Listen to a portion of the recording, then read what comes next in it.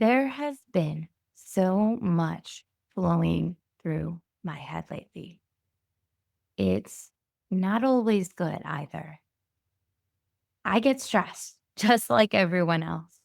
And I do want to stress that because so often people are asking me, so is being a mom not so stressful since you have all of your stress management techniques? And I immediately answer no.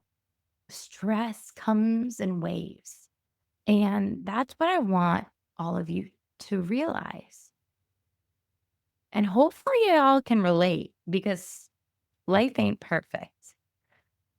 And I wanted to share today a story with you when I felt stressed like I'd never felt before. And I mean it. I had never felt stress like this in my life. And it was during pregnancy. Now, I've mentioned to you, maybe I had a little bit of the blues in pregnancy, second trimester, which isn't talked about, but many women face it. But the number one thing that I felt during that stressful period was that I wasn't going to be a good mom, that every little thing that I did was wrong. And I hadn't even become a mom yet, and I already was putting all this strain and stress on my body and on my brain.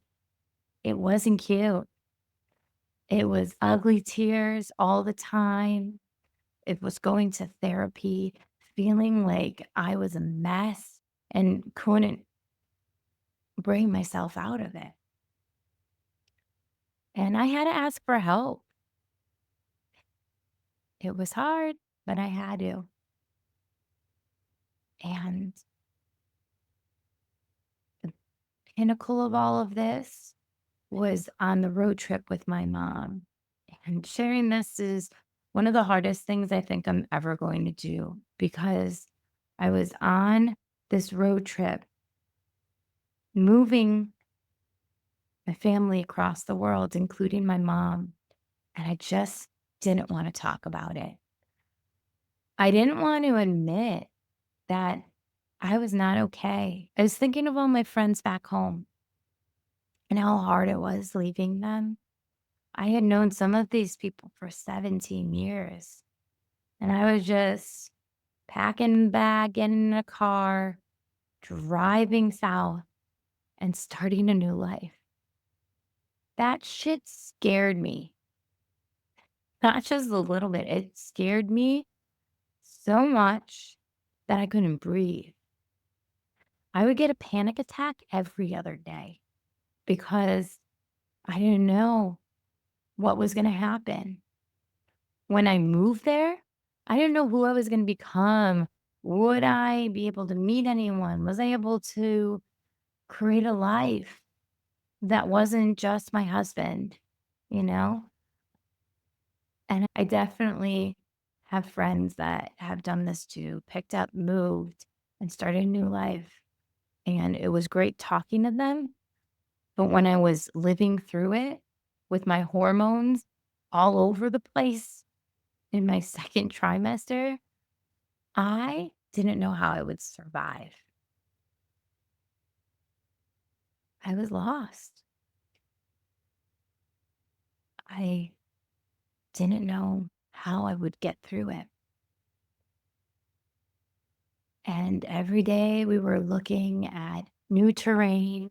I remember we were driving through Tennessee and just watching the mountain fly by us. I felt like I was at the very bottom of the mountain and I would never climb my way back to the top. All I could feel was loss. It really helped me to call my friends while I was on my trip. But the person that I could have been using as a resource sitting right next to me, driving or being my passenger, was my mom. And instead, I took everything out on her. When I thought about it and really thought about why I was feeling the way I did, it was because for 3 years, my mom was kind of stuck in her own bubble because of the pandemic. She wanted to talk all the time and be able to vocalize with me like how excited or how scared or how nerve-wracking this might be. All I could do was say, "Oh my God, could you stop? Could you stop complaining?" Because that's all I heard in my brain because my hormones were all over the place that all I wanted to do was yell, "Stop." And it kept going that way until one day I just blew up. It was hard. It was sad because I put my mom through that, but it was hard to recognize that, you know what? This isn't right. This isn't you. This isn't what you do to manage your stress. You take your breaths. You listen to a podcast or a book or your favorite playlist.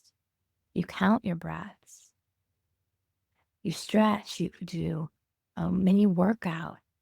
No, everything was out the window. And I said what I said.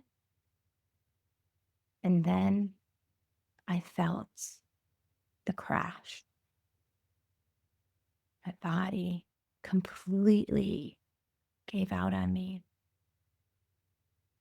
My mind was again at a loss. And so, fast forward to when I'm sitting talking to my therapist about everything going on, and my brain was working a mile a minute to try and process what just happened 3, 4 weeks prior. And she said, "Sarah, you are about to have a baby. Your hormones are all out of whack. You're getting the help you need. It's okay. Hearing it's okay and that I was going to be able to get help was all I needed." And slowly I was able to rebuild myself. Like I saw on that mountain, I could picture, and at that moment, I could picture me starting to climb up the mountain one step at a time, using my whole body to get me there. It was scary.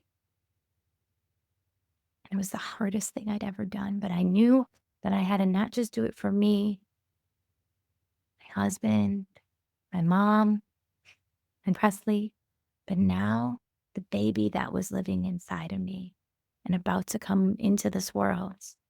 I had to take care of my hormones. I had to recognize it. And then I had to do what I did every day in Chicago. Now moving it down to Florida. I had to put one foot in front of the other and take little skips to brighten my day. I went to a Pilates studio. I asked them if they needed any sub assistance because that I could provide. I slowly built up my virtual clients again. I communicated with everyone what was going on. And I slowly let people in. My shoulders released. And I could breathe again. Why I share this with you is if you have the weight of the world on you today, or you did a couple months ago, you're starting to feel the anxiousness rise inside of you, it's okay to also sometimes be out of control, but then ask for help to the people that can truly help you and say, it's okay. It's okay to feel this way. It's okay to go through something and it not turn out the way you wanted it to right away. Be okay by not being okay. Now I'm able to communicate better with my partner, with my mom. I say yes to the help. I also say no to things and have problems with boundary setting, with my energy. I'm still really tired a lot, but I've made wonderful progress. And today, that's what I wanted to celebrate with you. And I hope you can do the same. Remember, speak well to yourself on the self love journey.